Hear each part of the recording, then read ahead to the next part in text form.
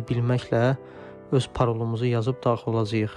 Yəni dediyim kimi ola bilər ki, işdəki kompüterinizi açıb qoyarsınız, TeamViewer qoşarsınız. Evdən bir iş görmək istəyəndə TeamViewer-la qoşulub həmin sənədi götürə bilərsiniz və yaxud da orada işləyə bilərsiniz. VPN-iniz yoxdursa və yaxud da ki, hər hansı bir dostunuzda problem varsa ona köməklik göstərə bilərsiniz.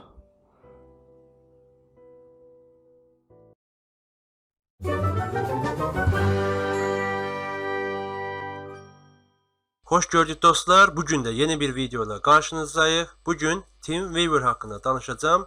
Ümumiyyətlə TeamViewer nedir, ne işe yarayır? Bunu qarşıdakı dəqiqələrdə görəcəksiniz. Amma istəyirəm ki, girişdə qısa bir məlumat verim.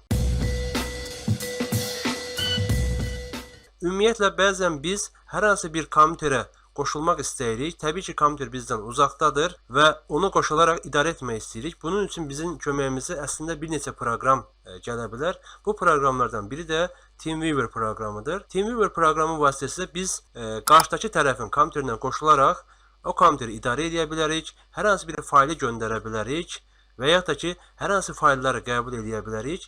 Təbii ki, TeamViewer-da məsələ bununla bitmir. TeamViewer vasitəsilə biz görüntülü danışa bilərik, chat vasitəsilə danışa bilərik və ən nəhayət danışdıqlarımız bütün proseslərin video qeydini ala bilirik və təbii ki də bunu biz sonda video kimi saxlaya bilərik. Lakin bunu da qeyd edim ki, biz TeamViewer proqramından istifadə edərək hər hansı bir cihaza qoşularaq onu idarə etmək istəyiriksə, bizə 3 əsas amil lazımdır.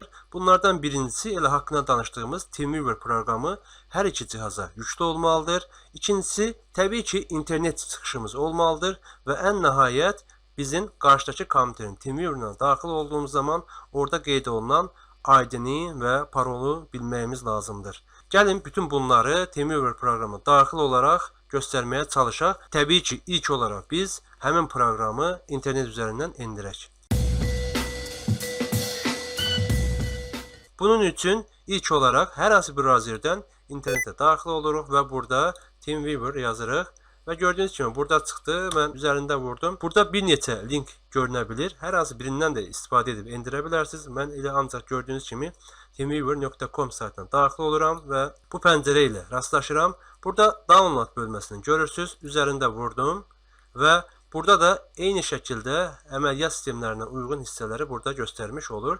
Təbii ki, biz öz əməliyyat sistemimizə uyğunluğu endirəcəyik. Bu kompüterdə Windows'dur və eyni zamanda Windows'un 64 bitlik mi, 32 bitlik olduğunu burada görə bilirik. İstifadə etdiyimiz bu kompüterdə Windows 64 bitlikdir və ona görə də burada gördüyünüz kimi yaşıl hissədə görünmüş olur və bunun üzərində vurmaqla TeamViewer proqramını öz kompüterimizə uyğun endirmiş oluruq. Gördüyünüz kimi burada endirmə başladı. Mən burada yükləmə prosesini göstərməyəcəm çünki artıq bu kompüterdə yüklüdür. Siz üzərində vurub, yüklənməsi də çox sadədir. Next, next deyib və öz istəyinizə uyğun hissələri seçib o şəkildə yükləyə bilərsiniz.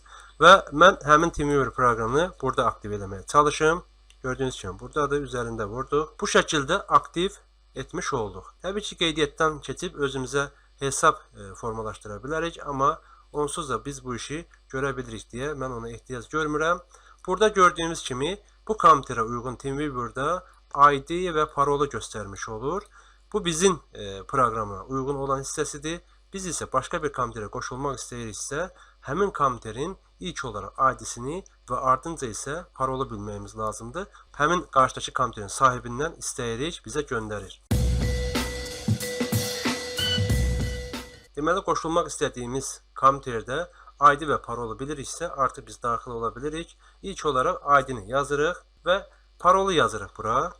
Parolu yazdıq və log on dedik. Gördüyünüz kimi artıq həmin kompüterə qoşulmuş olduq. Bu bizim kompüterimizdir. Bu isə qarşıdakı bir kompüterdir. Və biz ona daxil olaraq artıq onu rahat bir şəkildə istifadə edə bilərik və rahat şəkildə idarə edə bilərik. Burada nələr var? İlk olaraq onu göstərim. O kompüterə daxil olmuşuq və üzərində öz kompüterimizə etdiyimiz hər bir şeyi edə bilirik. İlk olaraq bunu deməyə çalışım. Qarşıdakı tərəflə səsli şəkildə danışmaq istəyiriksə və ya da görüntülü şəkildə danışmaq istəyiriksə, mikrofonun aktiv olub olmadığını buradan dəyişə bilirik. Gördüyünüz kimi üzərində vurub mikrofon aktivləşdirdik və yaxud da ki, üzərində vurmaqla artıq biz bunu dayandırmış oluruq. Eyni şəkildə chat bölməsi var burada. Həmin şəxsə bir məlumat göndərə bilərik və O məlumat da gördüyünüz kimi burada görünmüş oldu və ən nəhayət biz bu hissədə yenə də görüntülü danışmaq üçün video bölməsinə daxil olub, buradan da kameraları aktiv edərək biz görüntülü şəkildə də danışmış ola bilərik. Və bunun da yanında əlavə olaraq biz hər hansı bir fayl göndərə bilərik və eyni zamanda faylı qəbul edə bilərik. Bu da çox sadədir, dəyərli dostlar. Deməli, bundan ötürü Open File Transfer bölməsinə daxil oluruq. Gördüyünüz kimi burada iki kompüterin desktopu görünmüş olur. Təbii ki, digər hissələrinə keçid edə bilərsiniz hər iki kompüterdə. Mən hər ikisinə desktopun olduğu hissəyə gəlmiş oldum və bu kompüterdən digər kompüterə hər hansı bir fayl göndərə bilirik. Bundan ötürü çox sadədir. Elə ən rahatı bu şəkildədir. Tutub digər tərəfə atdığınız anda artıq diqqət edirsinizsə, digər kompüterə həmin fayl göndərilmiş oldu. Və həmin faylın da burada olduğunu görürük. Yəni, bu bizim kompüterdə, bu kompüterdən digər hissəyə atmış olduq. Burada gördüyünüz hər hansı bir hissəni də ata bilərik. Gördüyünüz kimi bu kompüterdə yoxdur. Yenə də gəlirik bura. Open File Transfer deyirik və burada olan hər hansı bir hissəni tutub ora əlavə edə bilərik. Bunu götürdüm, bura gətirdim və buraxdım və həmin hissə bura gəlmiş oldu. Bu qədər rahatdır və eyni şəkildə digər kompüterdə olan hər hansı bir məlumatı yenidən bizim öz istifadə etdiyimiz kompüterə geri qaytara bilirik. Tutaq ki, burada hər hansı bir faylı var, götürdük, bu şəkildə bura gətirmiş olduq və baxdığımız anda həmin fayl bura gəlmiş oldu. Eyni zamanda biz bu bölməyə daxil olaraq həmin prosesi, kompüterdə etdiklərimizi burada rekord edə bilərik və üzərində vurduq. Qarşıdakı tərəfin icazə verməsi lazımdır. Həmin kompüterdən icazə verildi və artıq bizdə çəkim hissəsi burada gördüyünüz kimi başladı. Biz pause edə bilərik və yaxud da ki, dayandırıb bunu yaddaşda saxlaya bilirik. Dayandırdıq və ad qoyaq, bir adını verdik və ekrana bunu save etmiş olduq. Bura gəlmiş oldu. Bura gəldikdən sonra da gördüyünüz kimi bu TeamViewer-ın öz formatındadır. Üzərində vurduğumuz anda bu şəkildə açılır. Bu hissəyə gəldik. Burada da gördüyünüz kimi biz bunu buradan da baxa bilərik. Nə çəkilib, nə danışılıb və yaxud da ki, birbaşa video formatına çevirə bilərik. Convert düyməsinə vurduq və buradan da resolution dəyişə bilərik və include audio, yəni səs də daxil save olunsun və təbii ki, burada format olaraq dəyişə bilərsiniz və ünvanı buradan dəyişə bilərsiniz. Convert düyməsinə vurdunuz və bu proses başlamış oldu. Və OK deyək.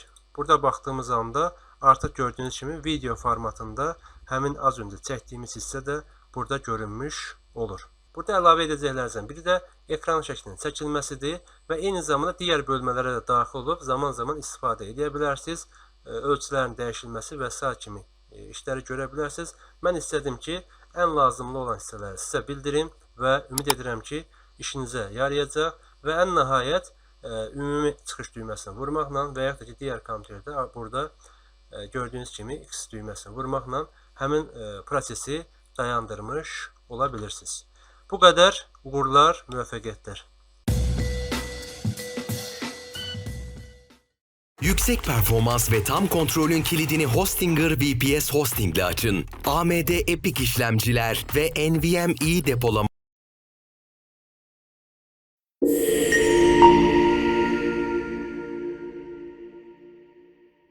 Merhaba YouTube dostlarım, hepiniz hoş geldiniz. Yepyeni bir program inceleme videosuyla sizlerleyim. Sizlerle bugün AnyDesk'i inceleyeceğiz. AnyDesk nedir? Uzaktan farklı bilgisayarlara bağlanmak için kullanmış olduğumuz bir program. Yani uzak masaüstü bağlantı programı. AnyDesk.com'a girerek buradan programa ulaşabiliriz. Buradan programı indirebiliriz. Sitede bir işletme hesabınız varsa veya bunu bir sürekli olarak, sınırsız olarak kullanmak istiyorsanız sayfanın en altında Solo Standard, Advanced ve Ultimate paketler mevcut arkadaşlarım. Buradan belirtilen fiyatlarda vererek, ücretler ödeyerek sizler de birer kral olabilirsiniz. Programı incelemeden önce kanala abone olmayı, bildirimleri açmayı, beğenip yorum yapmayı unutmayın. Kardeşim izliyorsun, lütfen abone ol ya. Gerçekten abone ol abi. Zor değil ya, ücretsiz ya. Abone ol abi, bas aboneye. Bitsin gitsin konuya. Sen de mutlu ol, ben de mutlu olayım. Programı incelemeye hemen geçelim arkadaşlarım. Evet, programı indir dedikten sonra bu şekilde programın sayfası geliyor. Yani indirme sayfası direkt olarak açılıyor. Burada işletim sisteminize göre bunu indirebilirsiniz. İster mobilinizden girip Android ve iOS için, isterse bilgisayarınızdan